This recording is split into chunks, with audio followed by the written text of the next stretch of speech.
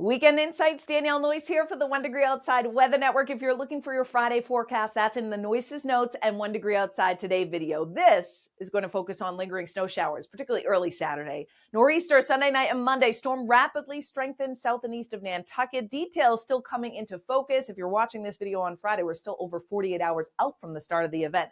So that being said, let's start with the jet stream. The upper level pattern, that river of air high in the sky, steers storms. That dip comes into the eastern United States. Where is the jet stream position? South and east of New England. But there is a subtle feature here, and watch what happens as I play things Sunday into Monday. It kinks back westward a little bit, very briefly, before it departs.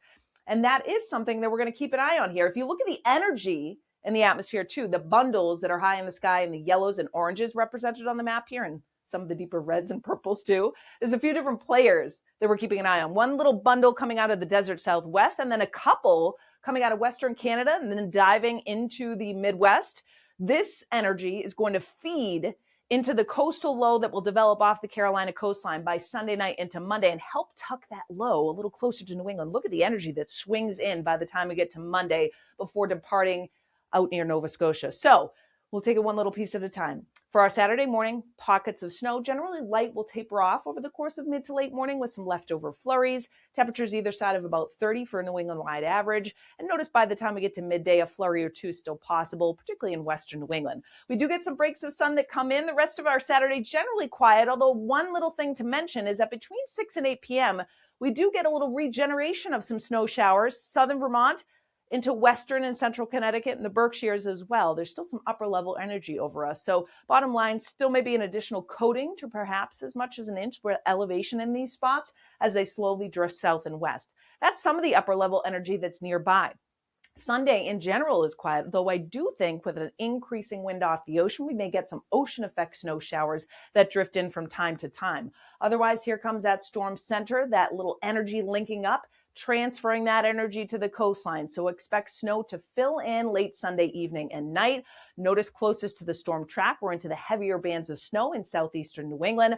The farther north you go, a real sharp cutoff on the northwest side as it departs Monday evening and night. Tuesday's quiet. So bottom line, I showed you this map yesterday in terms of percent chance that you get an inch or more of snow, so a plowable snow. And with a track a little closer to the coastline, those numbers have bumped up a bit. You notice when you get into central New England, it's still about a 30 to 40% chance, but southern New England, we've bumped things up 50 to 70% chance, even higher than that, greater than 90% over southeastern New England. And the probability of 3 or more inches of snow has also increased as well, though you notice it's a real sharp gradient, right? A little sharp cutoff, and that will be the case with this system. Of course, a little wobble and track. You want to stay tuned for updates as we add numbers into this map in the coming days. Not much in northern New England is the bottom line. Plowable snow possible stretching into central New England with a likely scenario along the coastline of Maine, southern New England, highest totals focused, southeastern Massachusetts to Cape Cod, Rhode Island as well, with the heaviest bands of snow focused on Monday morning through afternoon with blizzard conditions possible. And that's thanks in part to the wind. Look at the expansive wind field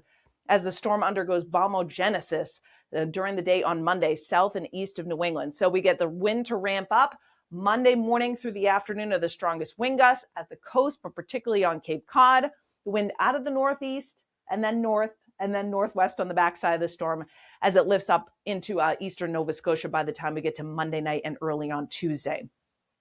That will also mean the waves start to increase as well. So early max wind gust estimate, some 40 to 50 mile per hour gusts at the coastline. Inland, it's more like 30 to 40, and some of the hilltops, northern New England, you're more removed, but it's gusts 20 to 30. And then I do think we see some gusts 55 to 60 right along the immediate coast of the south shore to Cape Cod.